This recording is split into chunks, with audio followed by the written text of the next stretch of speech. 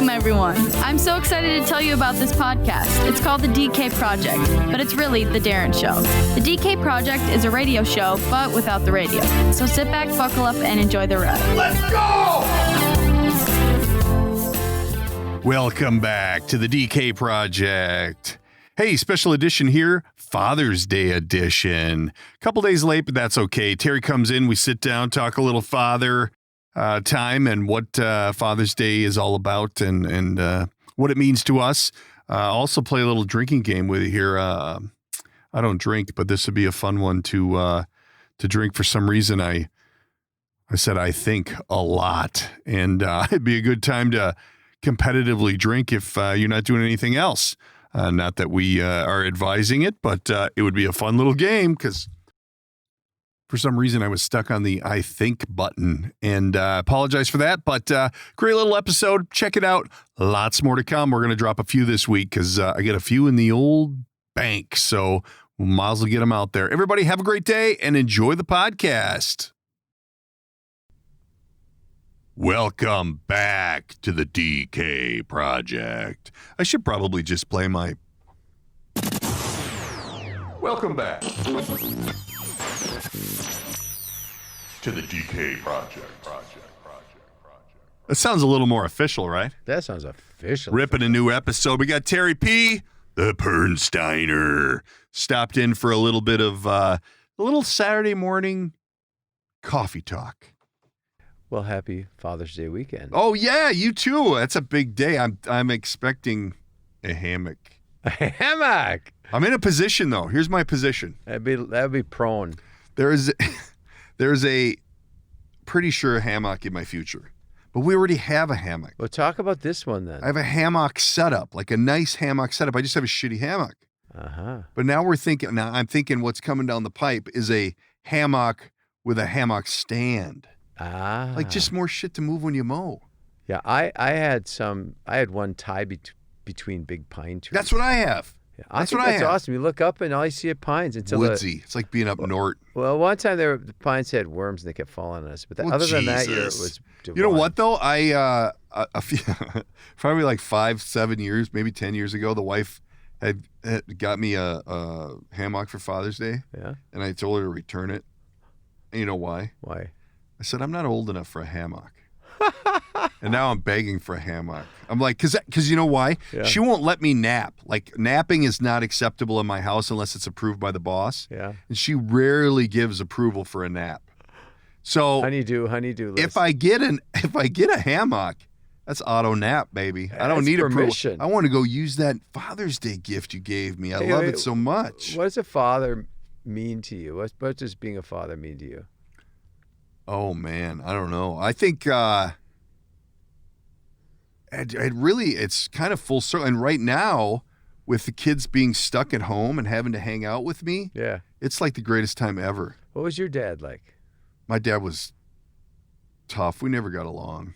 We did, but we didn't. Were you similar? You think that's why? Yeah, I think so. I think you become your dad. I mean, you either go polar opposite and like give your kids all the things you never got. But my dad died young. He died at 58. But he went hard. You know, he wasn't an alcoholic. He wasn't a drug addict. He didn't, you know, he loved my sister and I and my mom and he was married. You know, they were married the whole time. They ran a business together, and he was just always kind of stern with me because I think he wanted what was best. You know, yeah. I mean, obviously wanted. You know, like any parent, he wanted me to be the basketball star or the baseball star. And when I didn't, he was pretty disappointed, but I ended up okay. I mean, I'm okay. You know, I heard a theory from a counselor that I think was really good. Do you know that when we are hard, like you described, on people that are closest to us, the reason that actually a lot of counselors have this theory is because we identify so much with them as ourselves. We're hard on ourselves. Yeah. And so we act the same way to them, which from the outside looks like, wow, what a son of a bitch. But the truth is, it's because we love them so much and we feel that connection of identifying. Well, and so I think I totally, you know, I totally see that. And I'm actually at the point now with my oldest son who's back from college, and we're dealing with some of this, and we're going through this, and it's just so fun to, I'm not a kid guy. I love babies and I love toddlers, but keep that shit at your house. I can't. If I can't sit you down and say what's wrong, and you can't tell me, that's a difficult area for me. That's where grandkids are going to be so great, because you know what, you should go home now. Time to go home. But my kids are all at that point where they get it, like they understand me and I understand them, and I really am at a point where, I really think,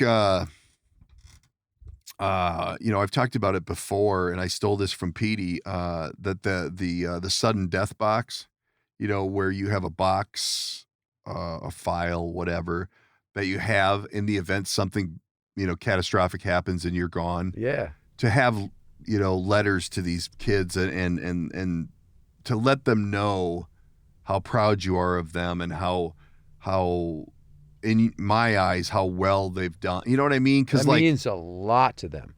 Well, and I think it's so hard to express. I mean, yep. I've talked about it in other podcasts, how it's difficult for people to admit when they're wrong, and how people have really trouble showing emotions these day and age, where, I love you, it's like farting in church, it just happens, it's there. But if you put a heartfelt letter or something together saying, hey, I'm not going to be here for this, or I never got to tell you this, but I'm so proud. And I try to convey that to them. I'm so proud of my kids. I can't even. You can text explain that, though. it. You can text it. Yeah, I know. I fire that off. We get our deep introspective moments, and then I send those, and then I yell at them otherwise when I'm in my other time. But I got a letter about a month ago. My sister sent it to me and said, hey, I meant to send this to you.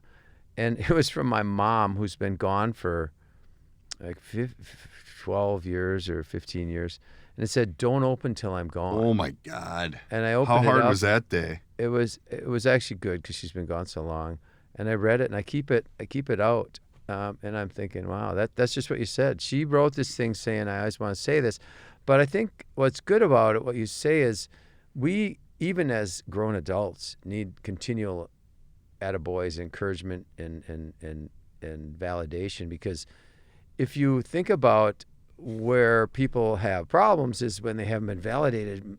Guys by their dads, and girls even need to know. For sure. You got what it takes, because we're looking for I got what it takes, because we're all insecure at any age. And if we hear it from someone that knows us and loves us, says, hey man, you can make it, we go, hey, I can make it. So I think it's so important for us to pass that on, because if you give it to a stranger, it helps, but it's not the weight that when you give it to your kids. They take that to the bank, and they hang it there for the rest of their lives. Oh, for sure. Dad said, I got it.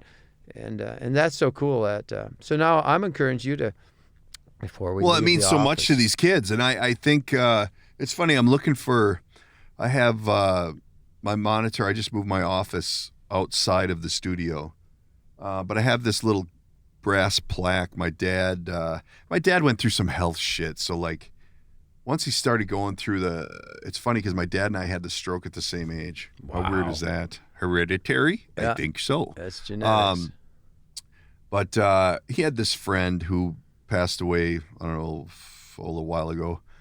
And the other guy's name was Steve, and my dad's name was Dwayne. And they used to call each other Joe for just no reason. Nice. Well, my dad was up at their cabin back when he was younger before, because once you have the stroke and the heart attacks and all that kind of shit, you get a little hard candy shell to you. You get a little crabby, because I think you realize that you're not going to live forever. Right. And that, these things can happen, and they can happen suddenly. Yeah. But before all this happened, and we were young, and he was young and I was really young, and they were having fun, we used to go to these people's cabin and camp and do all this shit. And they used to call each other Joe. Well, recently, my mom moved, and we moved a bunch of shit. And my dad had this picture where he had this stringer of walleyes. And then underneath it, they had this little gold plaque that said, hey, Joe. And that, because he was at Joe, Steve's cabin when he caught all these fish. So anyway, when we were moving my mom, I'm like, I don't want the picture. The picture's nice, but I don't have anywhere for it. But I want the little plaque. And I usually keep the plaque on the corner of my monitor, just to remind me that, keep it light, keep it fun. Because I mean, that was the best time with my dad was when we were fishing or we were doing whatever, and it really was a lot more lighthearted. Yeah. Once the sickness and all the crazy came, then it was, then it's different. Did he have ADD like you? Is that where you got it from? Him? I don't think so. Your mom? No, I don't think so. Come on now. They were both, no, my dad was dyslexic. So you got that from him? Yeah, I don't know. Yeah, maybe. He was never in a position where he was multitasking to exemplify the ADD. You know what I mean? Like they were Tupperware distributors, believe it or not, and they did very well. And before that, he worked for the county. He didn't go to college. He wasn't a highly educated guy. He knew right from wrong, and he knew business, and he knew how to work hard. And that's kind of, although, I get a lot of my shortcut sloppiness from him too. So full package. But it's funny. And is your dad still alive? No. It's funny because once you have a parent die, you kind of become a part of this club of people who have a parent that's passed, and people who don't, like my wife's parents are both still alive. So she doesn't get it. Yep. She doesn't get it, and it's like, I don't think a day goes by, and it sounds so cliche that I don't think about my dad, where I'm just like, and the fact of the matter is it's, I just did this podcast with this relationship counselor, and he's like, I used to go on the road, and I would be so excited to get home, and you get free counseling. You do podcasts with counselors. Yeah, exactly. No, he billed me. No, actually, this guy, his family owned a pasties. Those things. Yeah, they're awesome. They were like big, like Hot Pocket level distribution of these things. But anyway, so I'm talking to him, and he's like, I used to go on the road, and I'd be so happy that I would get, I want to go home, but I'm having so much fun on the road. And it wasn't because I was out doing stupid shit. He goes, I was just in a great place. And then I would get home, and I'd get in the garage, and I'd put my car in park, and I'd be like, oh shit, I'm at home, like that kind of a thing. And I think that I totally forgot what I was bringing that up for. That's a good point. Shit. I don't know. What just happened? Where am I? And we're back. I think that talking about fathers. Yeah. You're talking about how he was on the road, he was happy. This relationship guy, but he was talking about how he and he ended up getting divorced. But I think that my dad, I don't know, we were talking Something about my else dad. going on there at We home. were talking about my dad for something. Anyway, how about you liked your dad's happy light moments? Is there anything to that? Well, I think that was what started it, but I think he I don't know. I don't think he was too ADHD because he was real. What you just witnessed was a tremendous ADD moment. Yeah, it was. Brought to you by DK Podcast. Also known as a brain. I think that he was not as ADHD as I am because he would stay on task, but he never got in a position where he could zoom off. You know what I mean? He didn't do a podcast. He didn't have 5 businesses. He had one business, and that's all they did. And him and my mom worked together, and they did really well. But they, I was talking about the club, being in the club. Once you have a dead parent. Yeah, dead parent club. Dead parent club. And people just don't know. I'm in it. They just don't know. And I think about, totally that's what I was saying. And you think about him every day. Yeah. Because I think, and this counselor I was saying, he would be so happy, and then he would get home, and it's just like people, I love my job, but then Sunday night you fucking hate everything because you got to go back to that job, Right. And it was the same thing. Like I would love to talk to my dad. I would love to sit down and go, hey, look at this. Look at what, what I've been doing, da-da-da-da-da. But the reality is that when we would sit down and talk, it would, then he'd be like a dad. Well, why the fuck are you doing that? Yeah. Why did you buy that car? What are you doing with, And that's just the reality. But that's what parents do. That's the voice of reason. That's the guiding light, where now that he's been gone, my dad's will be gone 15 years this year. And as time goes on, it gets a lot easier. And you think about all the good times, but it's that same kind of mentality where all you think about are the good times. You don't think about the bad times unless you had real bad, which I didn't. But those aren't really real. Those aren't really a real representation of those people, because they they had struggles, and if you catch a bad time from a parent, because we know that now as parents, you're really getting them trying to survive. And then when they're in their good place or their real place, they're very nurturing and loving. So, but it does do damage. It can do damage, but it can be, as you get older, you get it. Well, and I think a lot of these nowadays, what would be classified as like a military parent, where they're real, a regimen. Like my son has a buddy who's, that they're that way. They got very strict rules, but your kid's got discipline. Your kid shows respect, and I think that's what my dad was good at teaching me, was respect and manners. And I can run off at the mouth and I can be a pig, and I can be that guy if whatever, you get some drinks in me, like Saturday morning drinking. And but I know right from wrong. I know, and I think that's the biggest thing right now with these kids that don't have parents, or these kids that have parents that aren't around, or they're divorced, or they're both not there. I mean, there's a lot of guidance that comes out of the both parents and teaching. And I think, we touched on it in another show about how there's just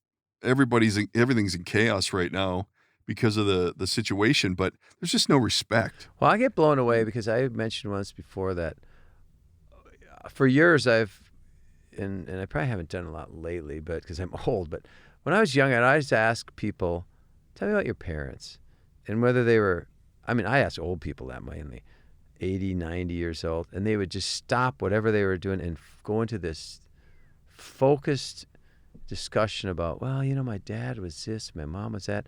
So I was like, wow, I can't believe the importance of their parents, even when they're 80, 90 years old, 70, they just turn everything off and start.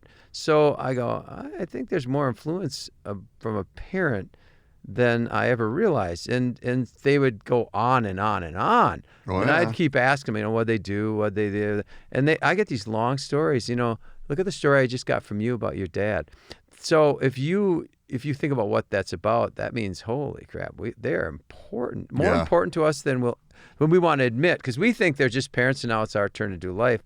But the fact is, if you don't get some sort of validation, like, hey, and guys are like, hey, good job on that. It's not like women are like, oh, I love you so much, and they go into such eloquent ways of support. We give encrypted ways of, well, you didn't fuck up that time. Well, wow, Dad loves me. Yeah. Because he told me I didn't fuck up. So we have such odd ways of seeing positives, but it's the truth. We need it, and we need it, and the importance is so significant. I have been lately asking young guys who experience divorce from their in their younger years, like middle school, high school. And shortly after, I say, how did that affect you? And they're like, first, I always get the same answer, not at all. And then as they unpack it more, they go, they really got messed up from it. And I go, I'm so amazed at whether you're 30 years old or 20 or even 40 or 50, when the parents separate, there's some foundational shift or questioning or earthquake that people go, what's going on here? And it's like, it goes back to say, parents we ground ourselves in the weirdest ways as humans to say, we kind of look over our shoulder at our parents. We don't even know we're doing it. What would they do now? Or what would they say now? Like you said, I'd like to talk to my dad. Or a lot of people who lose their parents say, I wish I had one more time to ask him a few questions. Why? You're you. Well, no, Mark Cohen has his song, The Things We've Left Behind, anyway, Mark Cohen has this song about what you get from your parents.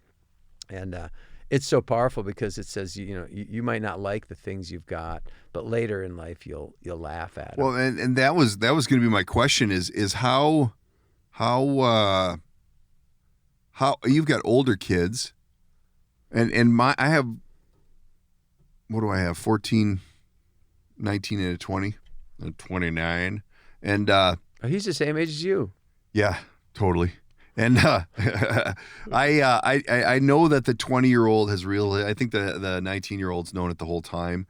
But when they hit that switch from maybe this guy does know something, instead of being, oh God, you're so dumb. Awesome time for a parent. Yeah, I'll where tell you now that. you're like, oh, you realize that I may know something, but then it's an interesting time. I mean, we are. Your son told me you're the most knowledgeable dumbass he knows. Yeah, exactly.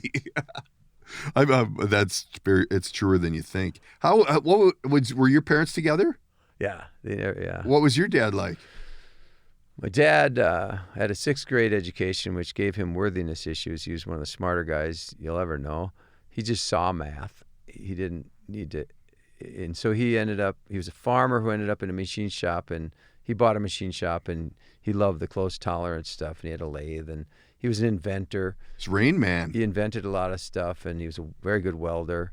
He's a blacksmith, because that was included, a small town in Wisconsin. So I heard him always from he had worthiness issues. Everyone, he considered his lack of education and all that as a detriment, and so he struggled with that. And so I noticed that we have patterns in ourselves that we mimic our parents in subtle ways. We correct it, but not full corrections. So if you're raised by a parent that considers themselves not worthy or less than, even though you'll consider yourself better, you still carry on some of those traits. So some of your dad's stuff, let me throw it back at you. Baggage. You fix it. He tries really not to pass it on, but you carry a little bit of it with you. And that's interesting, because then we go to the world for healing and we find our wives or our girlfriends and we lay it on them, the poor women. And come on, you can do this. You can save me. And they are smart enough to know that that's what we're doing. And they have their own stuff that they're hiding, because they're carrying their own. So hence comes Father's Day, where all that gets erased, and they just look at our good stuff and say, you're such a hard worker, you're such a good dad, you're such a this, you're such a that. And we get the card. And how do you feel when you read all that stuff yourself? Do you go, well, they don't know me, or well, it's almost like it becomes so cliche. It's like that's a good way. It's to like put a it. Valentine's card. It's obviously all this lubba da. It's because it came from the Hallmark section. Yeah, like give me something handwritten. Like give me something original. I want an original, not something that was created in a factory. Yeah, like you're the my most admirable dumbass ever. They should give that on a card. ... Sunset heart hands. Yeah. They no, I think that they I don't know. It's I could be, Get cheesy, my man. I could be done with it, Just like Valentine's Day, I could be done with that too. Oh, I told a guy this week, oh shit, it's Father's Day weekend. We got to go through all that. But, my wife does nice things, like she says, you don't have to do dishes, you don't have to do that. So. Well, and I tell them, and just like on Valentine's Day, don't get me a card. Give me the $6. I don't want you buying a card. But then what they do? They get you a card. Yeah. God. Make it disrespectful. Yeah. Why you still don't listen to me? Most important day of the year. You don't listen. No, I think that they have hallmarked it up. It's just such a big Hallmark holiday that I just and it's sad because it's fun and I'd love it if it was like, all right, I want to lay the day out. I want to do what I want to do. I want us to go get my plate. Don't you get to do that? I don't know. Dude, this is your weekend. You know what? Here's secret time. Secret time. Inside. Since it's just you and I. Don't tell anyone. So last week I got up and it was my son's birthday on Sunday. And in my head, I thought that was Father's Day on Sunday. So I get up and my wife has a way of forgetting birthdays, whatever. Oh, Only mine. I was married to your Only wife. mine. I had a Do you remember hers? Oh yeah. Oh and man. I take care of her. Pun intended. Well, today's my anniversary. I remember that. Today? Yeah. Oh, congratulations. Thanks. What are you doing here? Working. We gotta get out of here. You gotta pay the bills. That's it. That's a wrap. And we're out. No, I had a birthday one time, and I had bought tickets to the PGA. Time, by the way. Yeah, I had 28 others. I had tickets to the PGA, and I had invited my uncle and his son and someone else, and we all went to Hazleton to watch golf and whatever, and it just like she forgot my birthday that day because I just got up and I went to do That's like the best thing ever. the golf Did thing. you take advantage of that? And then down the road, I don't know if it was later that day or another day, I was showing her the tickets. Yeah. And I'm like, we should keep these tickets. She 'Cause goes, it was my birthday. why? I'm like, look at the date. She goes, holy shit, it was your birthday. I'm like, yeah. And that's almost better than her remembering because now Oh, I got it this thing I can hang over her head. So last Sunday I get up and I know it's the kid's birthday.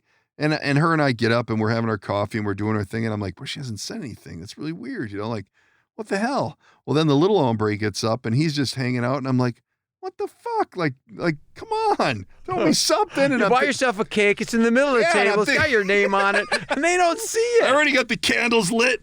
And I'm like, this is so weird. You're like, singing happy birthday to yourself. no, this is the Father's Day. I thought it was Father's Day. Day. I like cake on Father's Day too, Happy though. Don't Father's get me wrong. Day too. But so I'm sitting there and at probably 11 o'clock when the other kid had got up and didn't say anything, I'm like, when's Father's Day this year? And it said the 21st. I'm like, subtle. You're so shit. subtle. I'm glad I didn't say anything. Glad I didn't send out any Happy Father's Days to anybody because I was on the wrong day. Normally I run this thing like a freaking Swiss watch, but Oh yeah. I happen to That's get 'cause you thrown got a off this phone. year. Yeah. Yeah, well, thank God for the Googler. I would have really embarrassed myself because I would have been like, hey, nothing for Father's Day? And she'd been like, it's next week. Last week I wished a guy happy birthday because my damn phone told me it was his birthday. And he said, you know what? You're either 11 months late or 1 month early. So I said, well then, Do you have a coin? Yeah. What would you pick? Did you go late or early? Well, that would have been early. See, I said better late than never. Then I thought, I think I should have gone early. Yeah, early. I'm early. I'm just so excited. I'm so excited I for just your love birthday. birthdays. Oh, you a cheesy. Yeah, I just love them so much. Your So do you have big communications plans for your Father's Day? I was gonna go boating, but I don't know boats. Anyway, I'm gonna. You know what I enjoy most is when everyone gets together and fights. Because there's Set always, the ring up in the living room. How many you got? How many kids? When you get 3 kids together, it always starts with a debate. With one of them. One of them brings it in boy. and starts going, and then they figure it out, and then we have a great day. It's like, did you ever go on I keep wanting to go on that houseboat vacation that I talked I'm gonna about. do it. So you all go we're going for 7 or 8 days in a boat. Well, the first day or two is like rah rah rah rah rah with the kids. Yeah. And then they're in love for the rest Then of it the just week. becomes more So, gelatinous. yeah, because and they have their own flow. lives and they have I their love own it. opinions, and so I think the day is going to be wonderful. Start out with a good old solid debate, or what some people might call an argument, or even a fight, which isn't really a fight. But then it'll turn into this love fest. Do you have any at home yet? But we have one that just graduated from Madison with nursing, and she's going to move home. She just got a job yesterday at Abbott. Oh, And she's. I know where there's a nice little 2-bedroom apartment available in Uptown. Do you really? Mm-hmm. Hardwood floors, granite tops. It's a great place. Got boarded up windows, and there's just a little bit of burn on it. But if you just call, if you pitch a tent outside on the sidewalk, you got a place to live. If you can find room. Excuse me, can you move your tent over? You know what's weird is I have this place for rent, and it's premium. It's on Humboldt. It's a premium location. Yeah. Like a couple blocks from the lake. Not a call. Like What? Not a call. I've dropped the rent $200 a month. Well, offer him a gun with it, and then you got yourself a place. Yeah, we're gonna have to have security. I don't know. It's weird. It's a great place. A great Never area had of a the city. problem with it, and yeah, so there you go. Tails. If anybody knows anybody looking for a place, 2-bedroom, 1 bath, off-street parking, great location, right next to Wells Fargo. They're also formerly built, known as Wells Fargo. that big used to be the. Hey, wait! We're going into the wrong territory here. Why? We're going back down that. So keep it. No. light. I was going to talk about the transformation of this particular neighborhood. Yes, sir. Sans rioting. It used to be, on Humboldt where that Wells Fargo is, and then they have it was like the Knights of Columbus or the Nords, some club was there. Sure. And they tore it down and they built the biggest goddamn condo building you've ever seen in your life. It's like hanging over the street. It's like my stomach hanging over my belt. It's just ridiculous. It's like when Which did it they isn't. allow that kind of thing to happen? And I think that might be playing into why my place isn't renting.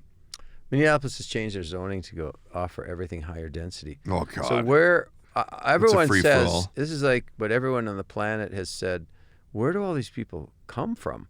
How can they keep building these towers and filling up with renters? I just don't get it. Well, and I've never in a million years thought this would be a problem to rent.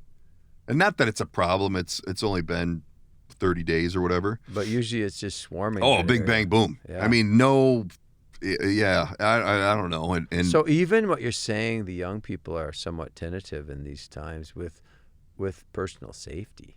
I don't know about that. I think they're What do you just charge lazy. for renting that place?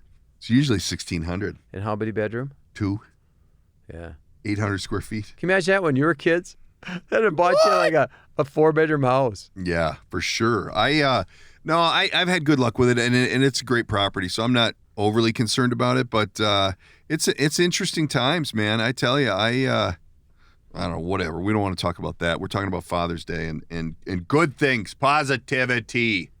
Mm-hmm. Hey, we're getting a new dog. What kind? I'm getting a new puppy. It's a F1 mini sheepadoodle. Sounds like a plane. Yeah. That's what I modeled it after. I'm going to name it like Ash. Elon Musk's kid. Ash. It's X175, but we call it Ash. No, it's a mini sheepadoodle. What the hell? It's an Australian sheepdog and a poodle. How many dogs can they mix together till people can't phonetically say it? We're getting close. I'm going to get me a lab noodle doodle. This is a labradoodle Huska puppy. Huska puppy.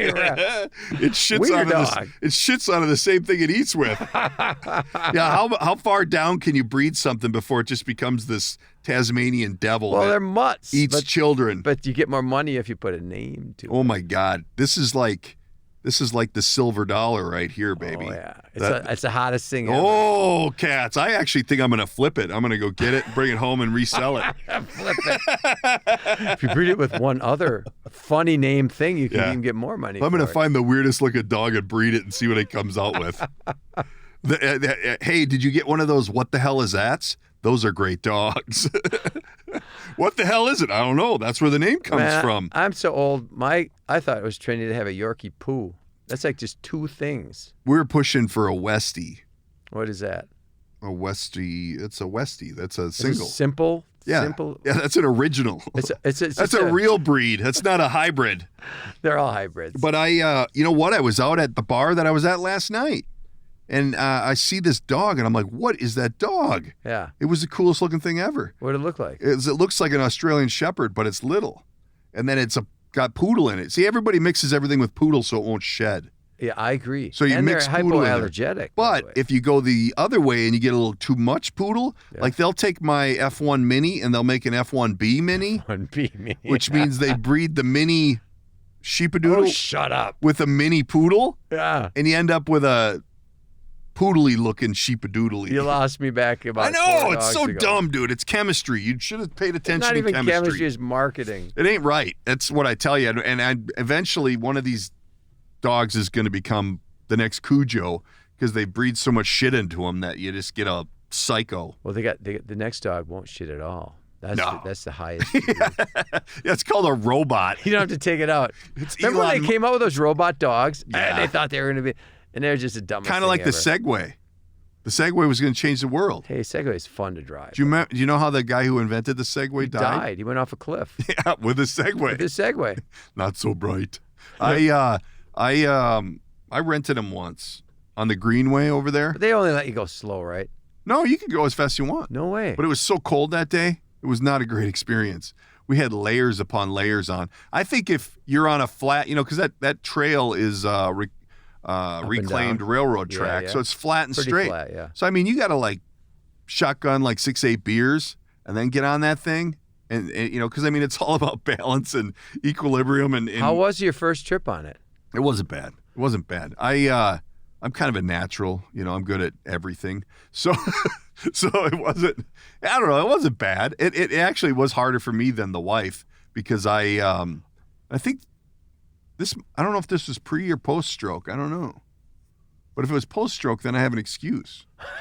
But it's a different You've done it. Yeah. It's a different way to think about moving. You know what I mean? Like, Well, it's really not weird, a natural thing.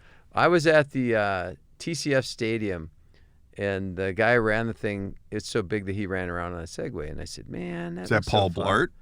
No, it's a different guy. But he's like, "You want to drive it?" And I said, "Yeah." I said, "Where's the challenge?" He said, "Going up and down ramps." I said, "Where's the ramp?"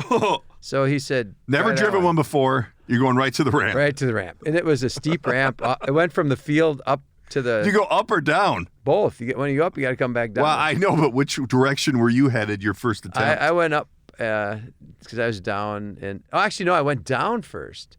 And then I went up, and then I went down. I was going all over because everything's up and down in there because the field level is up, of course, subterranean. Yeah, right. And then at the bank. It was awesome, but it was at first, and then when you stop. Did you have to wear a helmet? No. No.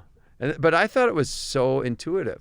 It's crazy. How'd the guy die going over a cliff? What was his thing? He was into scotch. I don't know. He maybe He was a Bojillion. He should have read the manual. Remember when that came out though? That was going to change the world. Like he was going to be the greatest thing ever, and it's kind of like we're still talking about it today. Yeah, but cops are on it all over the country. You don't ever see them. No, you do. And you know what's funny? At the stadium, they have 3 wheels now. They don't have 2. They have 2. Well, those are the copper ones, aren't they? Yeah, the copper ones have 3. How's that fun? Well, I don't think it's for sport. I think it's for mobility. Oh, shut up. You know, they used to ride horses. Nah. Nah, that's bullshit. That never happened.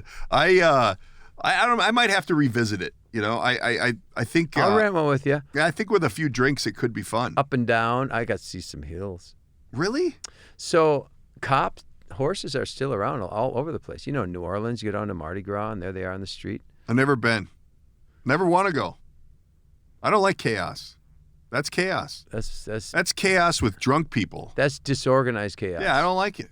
Yeah. But it's not like riotty or looty or violent. It's people having fun, but I don't like that. I never did. I never did like that party atmosphere where everything was out of control. I'm a control freak. I got to control.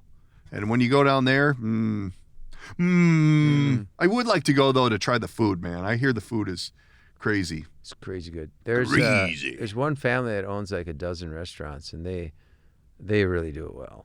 Do you know them? I don't, but my sister was Didn't your sister live there, you said? Yeah, and she knew them. So we always went to their restaurants and ate well. God, that'd be so fun. That's the best when you go to a restaurant and you know the owner.